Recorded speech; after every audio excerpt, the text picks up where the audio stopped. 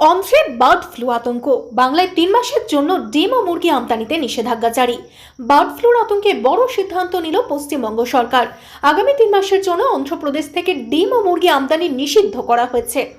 রাজ্য প্রাণী সম্পদ দপ্তর সূত্রে খবর, অন্ধ্রপ্রদেশে সংক্রমণের প্রাদুর্ভাবের কারণে রাজ্যে সংক্রমণ ছড়ানোর আশঙ্কা তৈরি হয়েছে। ঠিক সেই কারণে সতর্কতামূলক ব্যবস্থা হিসেবে পশ্চিমবঙ্গ সরকার অন্ধ্র থেকে ডিম ও মুরগি আমদানির উপর 3 মাসের জন্য নিষেধাজ্ঞা জারি করেছে।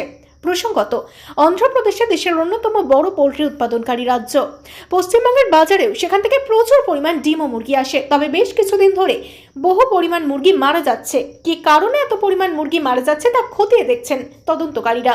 আর এই সংক্রমণ ঠেকাতে এবার নিষেধাজ্ঞা জারি করায় রাজ্যের পোল্ট্রি শিল্পে কিছুটা প্রভাব পড়তে পারে বলে মনে করছে বিশেষজ্ঞরা।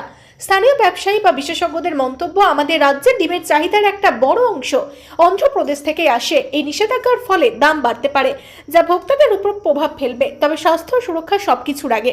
সরকারের পক্ষ থেকে জানানো হয়েছে, পরিস্থিতির উপর কড়া নজরদারি হচ্ছে। ভবিষ্যতে সংক্রমণের ঝুঁকি কমলে নিষেধাজ্ঞা পুনর্বিবেচনা করা যেতে পারে। এই মুহূর্তে রাজ্যের প্রাণী সম্পদ দপ্তর এবং স্বাস্থ্য বিভাগ সর্বদা নজরদারি চালাচ্ছে, যাতে এই সংক্রমণ রুখতে প্রয়োজনীয় পদক্ষেপ নেওয়া যায়।